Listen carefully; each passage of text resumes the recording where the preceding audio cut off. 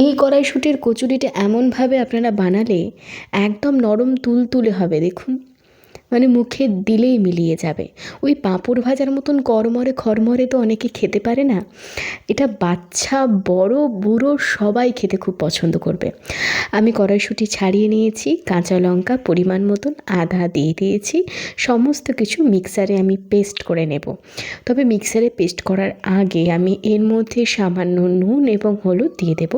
যদিও বা এটা আমি আমার পরিমাণ মতন নিয়েছি, আপনারা আপনাদের পরিমাণ মতো দিয়ে দেবেন। কড়াইটা একটু গরম করে আমি এর মধ্যে সর্ষের তেল দিয়ে দিচ্ছি। দিয়ে আমি কড়াইয়ের চারিপাশে এটা মানে তেলটা গরম হতে দেব।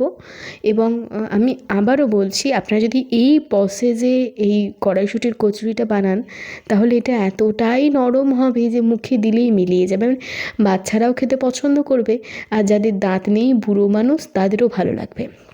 এটা আমি হিং দিয়েছি, আমার কাছে গুঁড়ো হিংটা নেই, সেই কারণে আমি গোটা হিং থেতো করে দিয়েছি। এটা কিন্তু গলে যায় তেলের মধ্যে, গরম যত হবে ওই হিংটা কিন্তু গলে যাবে। আপনারা ওই একটু সামান্য পরিমাণ গুঁড়ো হিং দেবেন। এবং আমি কালো জিরে দিয়েছি, কালো জিরের ফ্লেভার আমার খুব ভালো লাগে লুচিতে এবং কচুরিতে, তাই আমি একটু বেশি করেই দিয়েছি। আপনারা আপনাদের পছন্দ মতন দেবেন। আমি এখানে কড়াইশুঁটির পুরটা দিয়ে দিয়েছি, দিয়ে এটা খুব ভালো করে ততক্ষণ পর্যন্ত নাড়তে হবে যতক্ষণ না এর যে মানে কড়াইশুঁটির যে জল জল ভাবটা আছে যতক্ষণ না শুকনো শুকনো হয়ে যায় ততক্ষণ পর্যন্ত এটা নাড়তে হবে। আরও একটা কথা বলে দেওয়া দরকার, আমি এখানে অ্যাড করলাম চিনির গুঁড়ো। যে কথাটা বলতে যাচ্ছিলাম, কড়াইশুঁটি পেস্ট করার সময় কিন্তু আপনারা কোনো রকম জল দেবেন না। জল দিলে অনেকক্ষণ আপনাদের এটা নাড়তে হবে। দেখতেই পাচ্ছেন শুকনো শুকনো হয়ে আসছে। এটা আপনারা মিডিয়াম টু হাই ফ্লেমে ভালো করে এটা রান্না করে নেবেন। দেখুন খুন্তির উপর যখন উঠে আসছে তখন বুঝে নিতে হবে যে এটা আপনার রেডি হয়ে গেছে পুরের জন্য। আমার পুরটা রেডি হয়ে গেছে, এই অবস্থায় আমি এটা অফ করে রাখলাম। ময়দার মধ্যে আমি লবণ দিয়ে দিয়েছি, আর এখানে যে তেলটা দিচ্ছি এর পরিমাণটা আপনারা একটু দেখে নিন। আমি এখানে খুব বড্ড জোর 3 থেকে 4 চামচ তেল দিচ্ছি ময়ানের জন্য। 500 ময়দা নিয়েছি, বা 500 ময়দাতে আপনারা 3 চামচ মতন তেল দেবেন, এর থেকে কিন্তু বেশি দেবেন না। এর থেকে বেশি দিলেই কিন্তু এটা খাস্তা মচমচে হয়ে যাবে, যেটা ধরুন সবাই খেতে পারে না ওরকম মচমচে কড়াইশুঁটির কচুরি।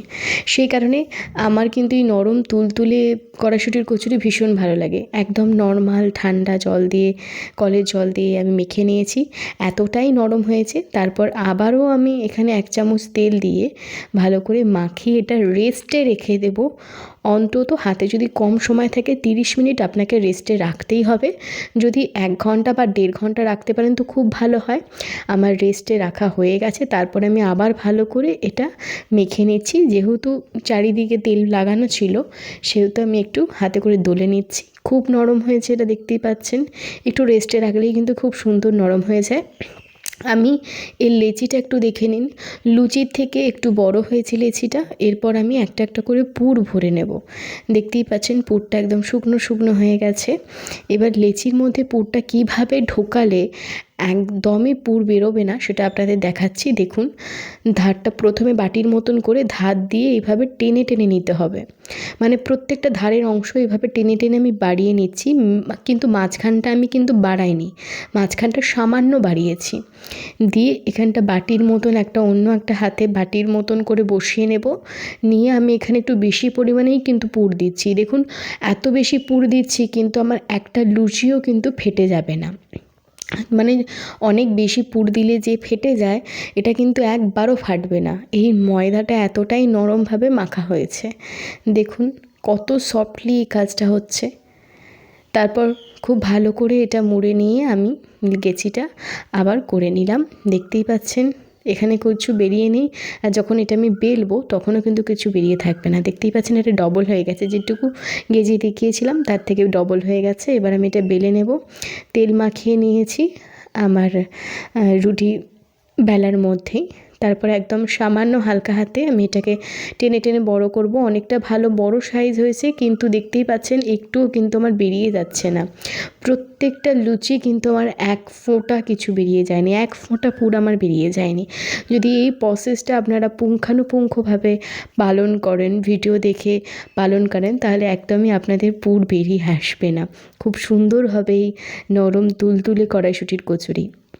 তারপর কড়াইয়ের মধ্যে তেল গরম করে একটা একটা করে আমি ভেজে নেব। এটা আমার প্রথম লুচিটা ভাজি, দেখুন কিন্তু খুব সুন্দরভাবে এটা ভাজা হবে।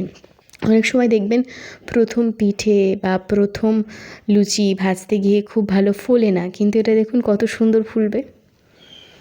আপনি একটু ওয়েট করুন, আমি কিন্তু এখানে ভিডিওটা একটু স্কিপ করছি না, বা একটু আমি